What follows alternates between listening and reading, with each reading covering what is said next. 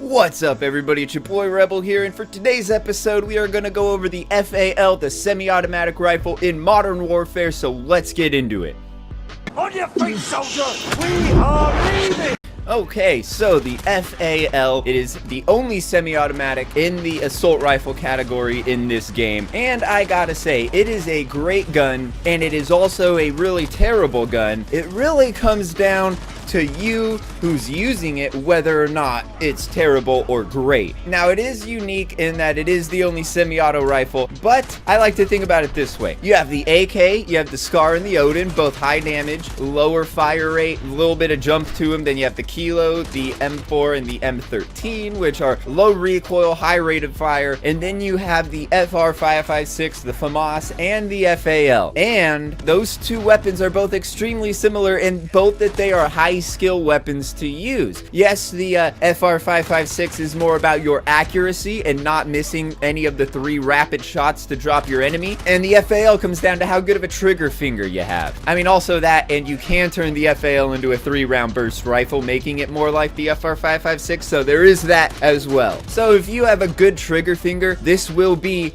a good gun. Now, getting into some little details about the gun, not going super in depth or anything, it has a super fast TTK. It has a super fast time to kill. If you can double tap them and get the upper chest or head, then you got the fast.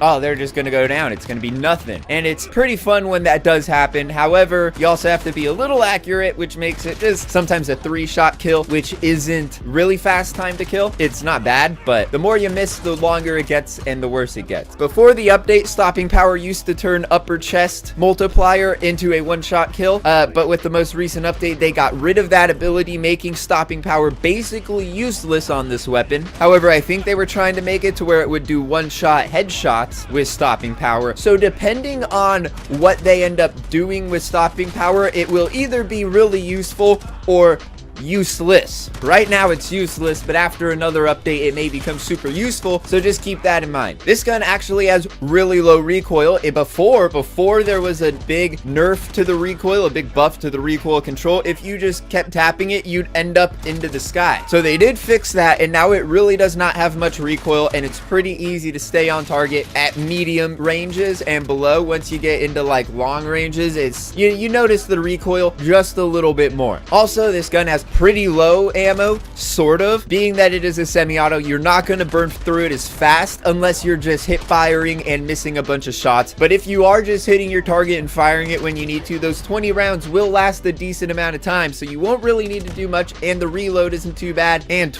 above the 20 you get 24 and then 30. 24 is fine to use because it only gives you a 1% slower movement speed. The 30 really hinders your movement speed and your ADS speed a little bit, so maybe don't go for the 30. Maybe sleight of hand if you really feel like you'll need it, but I never really felt like I needed any ammunition or reload attachment perk, anything on this. Also, this gun has really good range, so you're not going to need to attach anything to increase the bullet velocity or anything like that. It's not going to be needed if you are playing on 6v6 maps. If you're going into ground war, you might want to increase that range just to help you get more 2-shot drops. And besides that, I mean, you're not really going to need to worry about the range on 6v6 maps. It's got really good range. And if you have an issue with semi-auto weapons and you're not that fast and you're having some problems, there is a 3-round burst to turn it into something like the FAMAS. The delay between the bursts is pretty long, so it kind of makes the gun worse. But if you can't use it as a semi-auto, this is a great attachment to just help you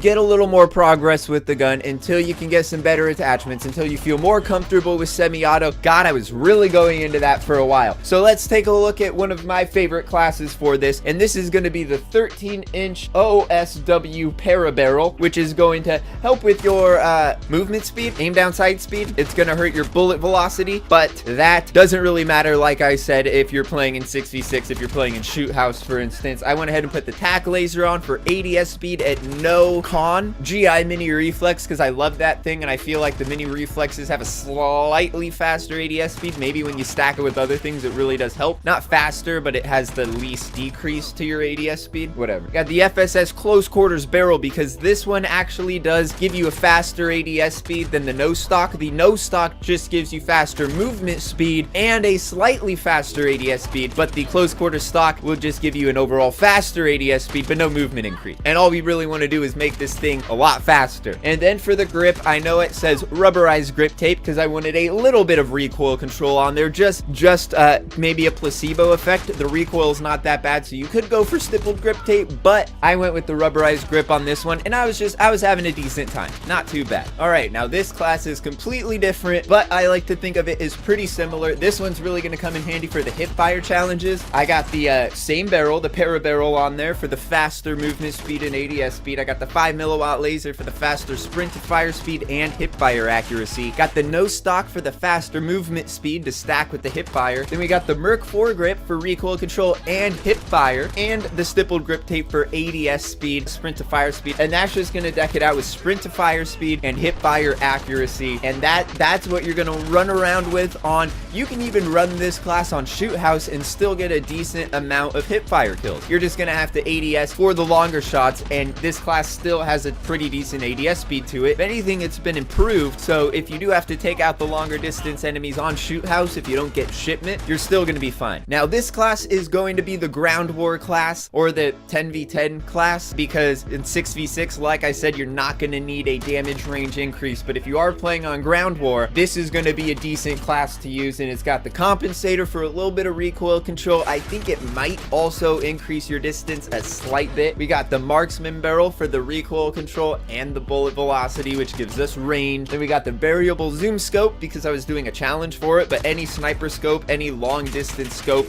will be good because the ADS speed is not really too important if we're trying to pick people off from a distance. Got the Merc foregrip because I think it has some of the best amount of recoil control. And then you got the rubberized grip tape for more recoil control. And oh my god, look at the range and accuracy in green at the bottom of that. That is going to give us some hefty distance, and it's going to just make it barely bounce. So at those long distances, we're not going to be bouncing off target too much.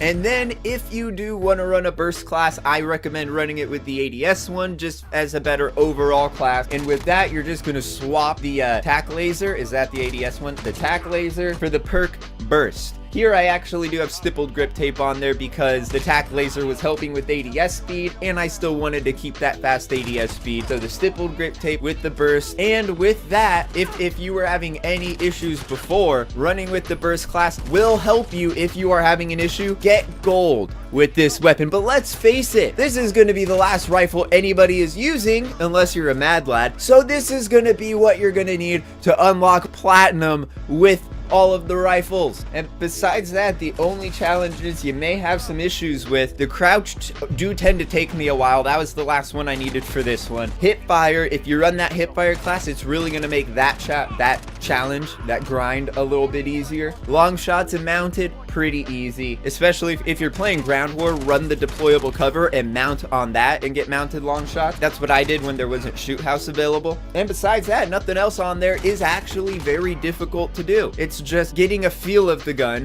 learning how to use it. And here is one of my biggest tips that I use. I know this might not apply for everybody because I do have a modded controller and it gives me mouse clicks right here. This is as far as this thing goes. Look at, can you see? Do you see that? Do you see how far down that's going? And do you hear the click? Yeah, it's like a mouse click, but it has them built into it, and that's pretty handy. That is not the tip. That is not the tip. The tip is I normally play like this with my fingers curved over it, and brr, brr. With this one, I have to do fingertip. If I do fingertip, it gives me a much more rapid response. And it's because I knew I had a non-modded controller, and I normally would be playing like this, but even still, the fingertip is going to be your friend if you are really having issues with the semi-auto because it's super fast fire rate.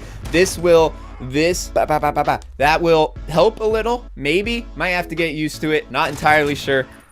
Yeah, take from that what you will. And that's gonna wrap this one up. Thanks for watching. Drop a like if you enjoyed. Comment down below if you've used this gun at all or not. Are you saving it for last with the rifles? Are you even going for platinum with the rifles? Who knows? Let me know. And until next time.